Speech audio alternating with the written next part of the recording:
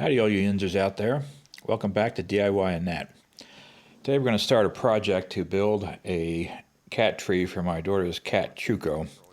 Chuko is a Norwegian forest cat who weighs approximately 497,713 pounds and is larger than a Norwegian forest. As you can see, there's no commercial cat tree that is even remotely large enough to accommodate this cat. So we're going to start and make one from scratch and hopefully make the cat a little more comfortable. I have two major design requirements for the project. First of all, obviously it has to be big enough to accommodate the cat, which is why we're doing the project in the first place.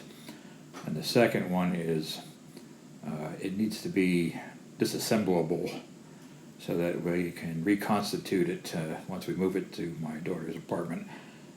It's going to be way too big and way too heavy to move around in one piece, so we have to make it convenient for ourselves. Rather than make a kind of standard boring cat tree like you would buy in a store, my intention is to use some materials in their more or less natural state. This example, this is a bookcase or shelf that was made out of branches and rough edge planks. So I'm planning on doing something like that for the cat tree. Now if you do not have a cat or don't know anybody with a cat that you can make a present for, you may still want to watch this video because the techniques you have to use to build something with more natural materials like this would be useful in other projects as well. The other design idea that I want to work with is to make some little medieval style castles for Chuko to hide in and play in, possibly with some drawbridges connecting them so she can go back and forth across. I think she'll enjoy that. It'll be very playful for her, and I think it's going to look real cool. And normally I would create a little sketch of this, or even a proper scaled plan with all the dimensions on it. But I do that for most projects. In this case, since the project is very much free form, we're not going to be able to do that ahead of time. So the process of building this is going to be very much trial and error, cut and fit, try again. So a little bit of a challenge and a little bit different than most of the projects that you'll take on. However, I'm confident it's going to turn out really nice. Let's take a look at some structural issues. Most projects, even very small ones, have some structural issues. Even if you're building a little box or something, a little trinket stand, what have you, you obviously don't want it to fall apart, so there is some structure involved. In this case, the two main issues are, is it strong enough to hold the cat up, and is it stable enough so that it doesn't fall over and hurt either the cat or somebody walking past. The cat's 15 pounds, but that's big for a cat, but as far as structure enough to hold the thing up, that's a fairly trivial load, so we're not going to worry too much about that. As long as the branches we choose have some heft to them, it'll be more than strong enough to hold the cat up. The bigger issue is keeping this from falling over, and we're going to tackle that in two different ways. First of all, this is a side view of the project, and this is the front view. I didn't draw the entire thing out here because I didn't have room, but this would be looking at this from the front. This would be the left side of it. What we will do is we will keep all the platforms within the base. So for example, if this is 2 feet wide, that's what we're planning for the base. All the platforms will be, looking at it from the side, all the platforms will be within those two imaginary lines going up from the 2 foot wide base. This will prevent any load from being placed outside the baseline, which would tend to tip it over. We have the same thing as far as looking at it from one end to the other. None of the platforms will extend beyond the end of the base. So again, there's no force on it that would tend to tip it over. The second thing we're going to do is, this is likely going to sit on carpet, and the carpet may not be perfectly even. So we're going to put some 2x4 runners, or feet if you prefer to call them that, running front to back and at various intervals along the base, so that we know it has a solid footing, and there's a little more concentration of the weight on particular points rather than being spread out all over the carpet. So that will tend to make it more stable. So the tools you'll need for this project are laid out before you. As always, we are going to try to use the minimum number of tools possible.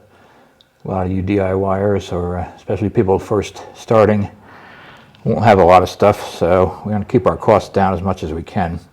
So this is the bare minimum kind of basic pile of stuff you'll need.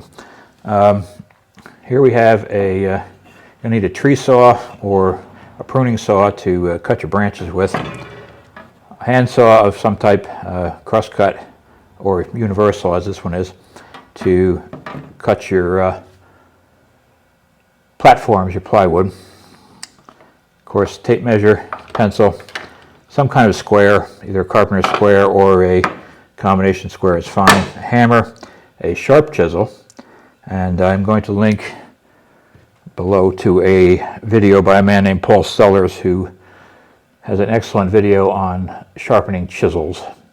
So if your chisels are not sharp, you can follow his advice there and get them nice and sharp for the project. A drill, a 1/2-inch drill bit. This happens to be a Forstner type bit, but you can use a twist drill as well. A smaller drill bit to make pilot holes for the screws you're going to use. In this case, I'm using 2-inch screws, and you'll need a screwdriver or a driver bit that fits the head of the type of screw you're using. In this case, this is a Torx head T20, so that's what I have here. Most projects need clamps. You may need more than 2, but you'll need some, and a paintbrush.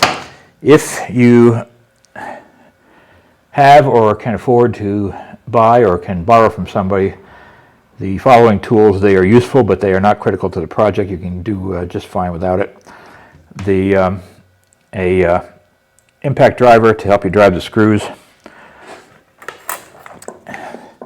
a reciprocating saw with a tree cutting blade on it to cut the branches, or preferably, if you have one, chainsaw. And to cut the plywood, you can also use either a saber saw, if you have one, or obviously the preferred method, a circular saw. All right, let's go over the materials list for the project. We're going to need, for the base and platforms, we're going to need a sheet of plywood. 1/2-inch is probably the minimum. I wouldn't go below that, but 5/8 or 3/4 is fine. For the feet, we're going to need 2 2x4s, 8 feet long. For the branches, obviously that's to be determined, since we're designing this sort of free form as we go. It'll just depend on what you end up with. We're going to need some screws. I'm going to get a box of 2-inch screws, box of 100. And we won't need 100, so if you have any laying around, you can use those if you want. A 1/2-inch dowel, 2 feet long. Carpet, that's to be determined, since we do not know exactly what size we're using. The design is free form, so we'll calculate that once we get the thing mocked up, and then go ahead and purchase from there. And the same thing with the Velcro strips to hold the carpet down, since we don't know how much carpet we need at this point. We don't know how much Velcro we need at this point.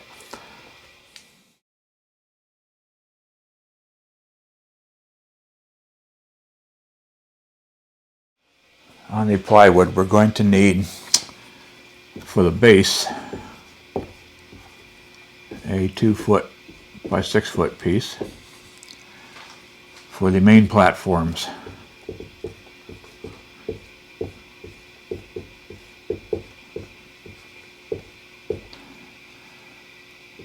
two 2 by 3-foot pieces.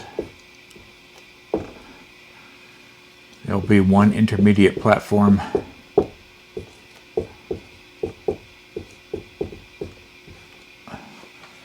will be 2 by 2.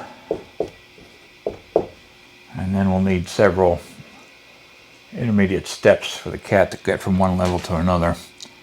And I'm planning on doing 1 foot by 1 foot, probably 3 of those. So let's see if we can get all that out of a single sheet of plywood. When I estimate plywood, what I do, because I'm very visual, is I make a drawing like this, and I separate the drawing out into 1 foot intervals, going a long way.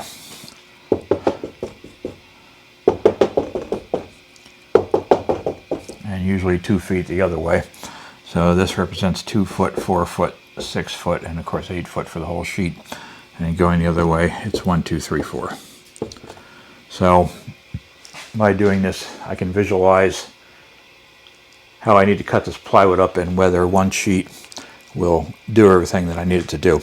So we have a 2 foot by 6 foot piece. So that will cover this. Mark that off. We have 2 pieces 2 foot by 3 foot. So that would be that. That would be that. So we had that covered. We need a 2 foot by 2 foot piece. So that would cover that. And we need 3 pieces 1 foot by 1 foot. So we have 2 feet here. We'll divide that in half. And that represents 1 foot there. And we would have 1 little piece left over. So 1 sheet of plywood will do it.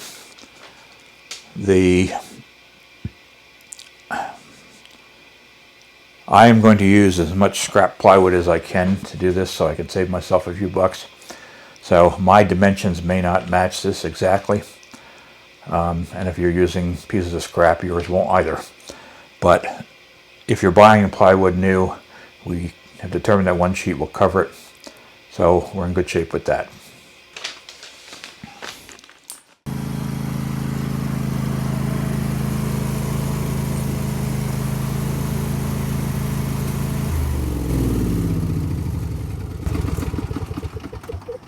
Let's see what we can find in the woodshed.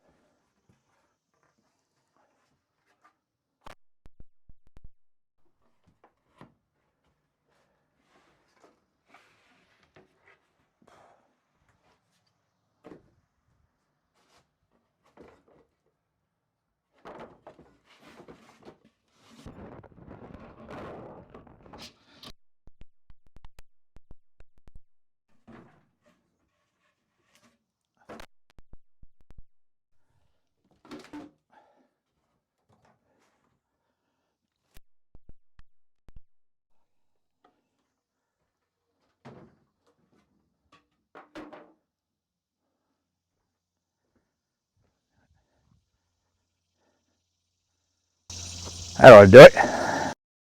Look at the plywood that we got out of the shed. As I said in the design portion of our project, my intention was to build at least 2 platforms that the cat could fully stretch out on. And I was shooting for 2 foot by 3 foot. So this is 40 inches wide and 37 inches long. So if we split this in half, we'll have 2 20 by 37 pieces. That's great. That'll work just fine. Not quite as large as I intended, but it's plenty of room for the cat to stretch out. So we'll cut that in half. That'll give us 2 platforms for the cat to sit on. Got this piece, which I had laying around already cut. This is 31 by 22. So this is another good one. The cat can pretty much stretch out on this one. And that'll give us, between the 2 things, that'll give us 3 pieces that are big enough for the cat to spread out on. I'm just going to have for the pieces that the cat will use to step up to the top. found this laying around. This is 15 by 18. The cat could sit on it easily, and it'll make a good step up to the next level. So we'll use that. And I've got this piece, which has, this is 13, and I'll make two pieces 18 inches out of it. So that'll give me two more steps to get to, it'll give us two more steps to get up to the top. So I think that will do it. I think we have plenty of plywood here. We have to cut the branches to use for the cat tree project. Behind me there is a branch that fell down in a recent storm. Looks like a good candidate, has a lot of forks in it that we can use for the project. So I'm going to cut that up. Normally I would do this with a chainsaw, but woke up this morning and it's one of those days where your brain's not quite working. I'm in a little bit of a mental fog, and it's not a good idea to use dangerous power equipment when you're not there 100%. So for safety's sake, I'm going to do it the old-fashioned way. I have to excuse the shakiness of the video. I'm using the phone to shoot this part of it. What we're looking for are spots where the branches fork out from each other. And what we'll do is we'll go back, we'll cut back either side of that for a bit. And that'll give us what we need for the project.